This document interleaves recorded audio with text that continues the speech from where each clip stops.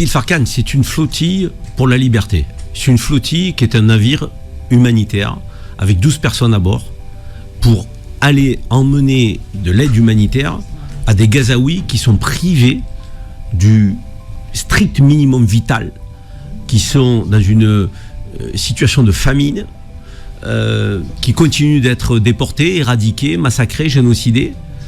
Et quand j'en vois certains qui critiquent, pointent du doigt la flottille de la liberté, plutôt que de dire il faut à un moment donné lever le blocus, il faut permettre à l'aide humanitaire de rentrer. Ce que fait le gouvernement d'Israël est un scandale absolu. J'entends dire du côté israélien, le spectacle est terminé. Nous avons mis la main sur la flottille de la liberté. Mais ils se permettent tout. Cette flottille de la liberté, elle a été détournée dans des eaux internationales où Israël n'a pas le droit d'intervenir. Ça veut dire qu'il bafoue le droit international tous les jours pour génocider le peuple palestinien. Il bafoue le droit international en allant dans des eaux internationales détourner un navire humanitaire. Attention, c'est pas un navire plein d'armes pour le Hamas. Non. C'est un navire humanitaire.